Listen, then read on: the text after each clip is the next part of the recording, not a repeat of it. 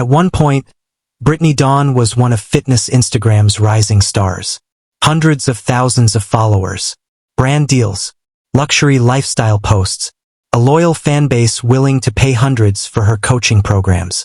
Then everything collapsed. Customers accused her of scamming them with fake personalized plans. News outlets picked up the story. The state of Texas eventually sued her. And for most influencers, that would have been the end. But Brittany Dawn didn't disappear. She transformed. Suddenly, the fitness influencer was posting Bible verses, hosting Christian retreats, talking about purity culture, spiritual attacks, and God's plan for her life. To her supporters, it looked like redemption. To her critics, it looked like the same business model wearing a cross. See this with your own eyes. Drop where you're watching from below and stick around with us. There's a lot more coming that you won't want to miss. Don't forget to like, share, and subscribe to our channel. Let's continue. Back then, Brittany Dawn looked like the internet success story people dream about. Perfect lighting, perfect body, perfect life. Her Instagram feed was filled with workout clips, healthy meals, glamorous photo shoots, and emotional captions about overcoming struggles with body image and disordered eating. To her audience, she didn't feel fake.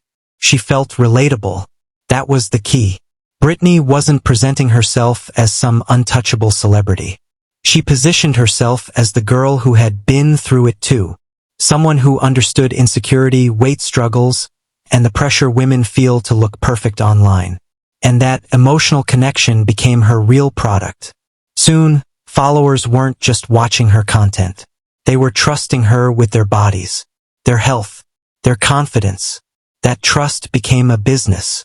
Brittany began selling customized fitness and nutrition plans through her website. Some cost more than $300. Customers were promised personalized macro coaching, custom workout routines, and weekly one-on-one check-ins. For many women, this felt exclusive, not just another influencer product.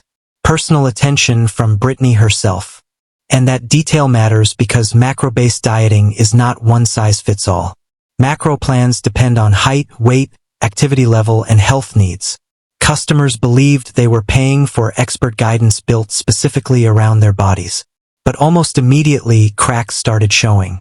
At first, the complaints were small. A missed email here. A delayed response there. Nothing unusual for a growing online business. Except the complaints kept growing.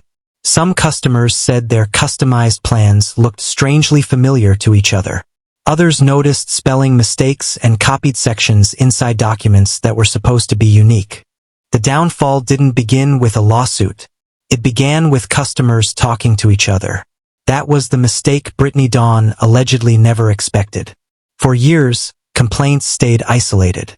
One unhappy client here, another ignored email there. Most customers assumed they were unlucky or simply not trying hard enough. But then someone created a Facebook group for disappointed clients. And suddenly, hundreds of women started comparing screenshots. That's when the story changed from bad coaching to something much darker. Women who paid for completely different plans realized they had received nearly identical workout guides. The same meal structures, the same PDFs, sometimes even the same wording. Customers who believed Brittany was personally studying their goals and building custom programs discovered many of the plans looked copied and pasted. And the coaching check-ins? Those started looking suspicious too. Many women claimed they received nearly identical motivational messages week after week. Some said Brittany barely answered direct health questions at all. Instead, customers were often redirected back to her YouTube videos. Imagine paying hundreds of dollars for personal coaching, only to be told to go watch free content online. But the most explosive accusations involved women struggling with eating disorders. Some former clients claimed they specifically told Brittany about their health histories and vulnerabilities before buying plans. They believed they were getting safe, individualized guidance from someone who publicly spoke about overcoming similar struggles herself. That emotional connection made the backlash even more intense. This wasn't just about fitness anymore. It was about trust. And once screenshots started spreading online, the internet moved fast. The Facebook group reportedly exploded in size almost overnight. Hundreds became thousands. In early 2019, the controversy escaped YouTube drama channels and Facebook groups. Now it was everywhere. Morning television, news articles, major media outlets. Suddenly, Brittany Dawn's face was being shown next to words like scam, fraud, and deception. One of the biggest moments came when Good Morning America covered the story, exposing the growing number of customer complaints to a national audience. At that point, this was no longer just influencer gossip. It had become public humiliation, and Brittany knew she had to respond. Soon after the backlash exploded, she uploaded an emotional apology video. Sitting in front of the camera, Brittany claimed her business had simply grown too fast. She said she was overwhelmed trying to manage everything herself: coaching, emails, content, customer service, and business operations. At first glance, the apology sounded believable. That's what made it effective. Because influencer culture trains audiences to see vulnerability as authenticity. Tears feel honest online. But critics quickly noticed something strange happening behind the scenes. According to multiple reports, some unhappy customers claimed they were offered only partial refunds. Others alleged they were asked to sign non-disclosure agreements before receiving money back. That detail changed the public mood instantly. Now people weren't just questioning her business practices. They were questioning whether Brittany was trying to silence customers entirely. And the internet does not react well to that. The apology video that was supposed to calm the situation down ended up making people even angrier. Then Brittany made another major mistake. Instead of staying quiet, she uploaded a second video pushing back against criticism. In it, she suggested that trolls and online hate were fueling the backlash against her. Most influencers disappear after a scandal like this. Brittany Dawn did the opposite. She reappeared with an entirely new identity. Almost overnight, the fitness influencer became a Christian content creator. The gym selfies faded. Now her pages were filled with Bible verses, worship music, modest fashion, baptism videos, and emotional talks about God changing her life. To supporters, it looked like redemption. To critics, it looked like a rebrand. And the timing made people suspicious. Because the spiritual transformation happened not long after her fitness business collapsed under public backlash. Soon Brittany launched Christian retreats for women under the name She Lives Freed. The branding was powerful. Freedom, healing, transformation, a second chance. But critics noticed something familiar underneath it all. Once again, Brittany was selling emotional closeness. Once again, followers were paying for access to community, guidance, and personal transformation. Only this time, the product wasn't fitness. It was faith. The retreats reportedly cost hundreds of dollars. Her pages promoted spiritual breakthroughs, purity, healing from trauma, and becoming the woman God intended you to be. And for many followers, especially younger women, the messaging felt deeply personal. That's important because influencer culture works best when creators position themselves as emotionally relatable instead of traditionally authoritative. Brittany wasn't acting like a pastor. She was acting like a friend who had found peace. That emotional positioning made the criticism around her rebrand even more intense, especially because she began promoting purity culture. Her videos increasingly focused on modesty, abstinence, temptation, and becoming a godly woman. She often criticized the way she used to dress and present herself online. To fans, this showed growth. Halfway through Brittany Dawn's transformation, the conversation stopped being just about scams. Now it was about ideology. Because the deeper critics looked into her new content, the more they saw Brittany promoting ideas connected to something known as purity culture. And purity culture has a long, controversial history.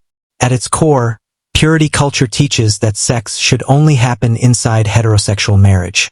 Young women are often encouraged to dress modestly, avoid tempting men, and protect their purity for their future husbands.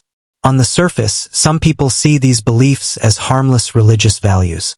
But critics argue the movement creates shame, especially for women and LGBTQ people. And Brittany's content increasingly leaned into that world. Her videos discussed modesty, temptation, godly femininity, protecting purity, and leaving behind her old self. That phrase became important, because critics noticed her new content often framed the woman she used to be as morally wrong. The revealing clothes, fitness modeling, bikini competition photos, all of it became part of a story about spiritual failure before redemption. But many people online saw a contradiction hiding inside that message. The same internet attention that helped Brittany build her first career came from those exact images and aesthetics. Now, the behavior that once made her famous was being reframed as sinful, and critics argued that message could be dangerous for young female followers. Because purity culture often places responsibility for male behavior onto women. Women are told to dress modestly so men won't stumble. Women are taught that their bodies can become distractions. Women are expected to carry the burden of purity. That imbalance became a major criticism of Brittany's content. Even after the fitness scandal faded from mainstream headlines, Brittany Dawn's controversies never fully stopped.